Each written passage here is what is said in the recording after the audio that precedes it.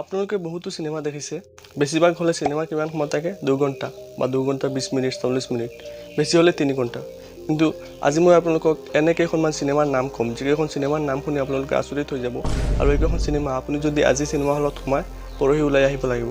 so hello' friend welcome to my channel classic Assam 3.0 so আহক ভিডিওটো আৰম্ভ কৰোঁ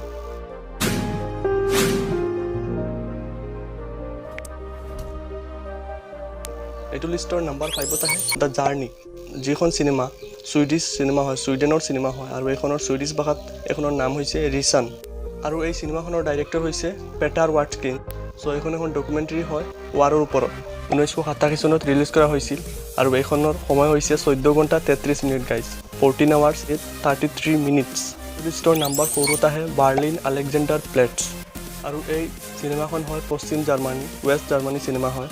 আৰু এইখন এখন মিনি সিৰিজ হয় 14টা পাৰ্টৰ এটা মিনি সিৰিজ হয় আৰু এই সিৰিজখনৰ ডাইৰেক্টৰ হৈছে ৰেইনাৰ ৱাৰ্নাৰ এণ্ড ফেচি উইণ্ডাৰ আৰু এই সিনেমাখন 1980 চনত ৰিলিজ কৰা হৈছিল আৰু এইখনৰ টাইম হৈছে বা ডিউৰেশ্যন হৈছে 15 ঘণ্টা 21 মিনিট গাইজ সো দেখিছে কিমান দীঘল সো এইটো লিষ্টৰ নাম্বাৰ 3ত আহে হেইমত যিখন হৈছে এখন পশ্চিম জাৰ্মানী ফিল্ম হয় আৰু এই সিনেমাখনৰ ডাইৰেক্টৰ হৈছে এডগাৰ ৰিচ আৰু এই সিনেমাখন 1984 চনত ৰিলিজ কৰা হৈছিল আৰু হেইমত সিনেমাখনৰ দীঘল হৈছে বা ডিউৰেশ্যন হৈছে 15 ঘণ্টা 40 মিনিট 15 hours 40 minutes গাইজ এইটো লিষ্টৰ নাম্বাৰ 2ত হৈছে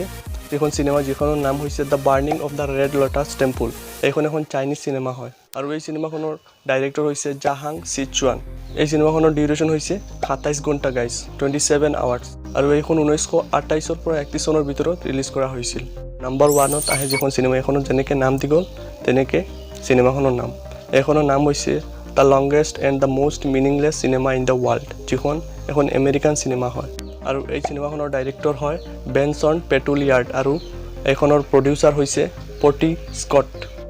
এই সিনেমাখন 1968 পৰা 70 চনৰ ভিতৰত ৰিলিজ কৰা হৈছিল আৰু এইখনৰ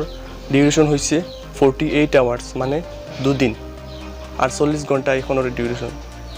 সো চাওক কিমান দীঘল চিনেমা হ'ব এখন আপুনি আজি সোমালে পৰহি ওলাই আহিব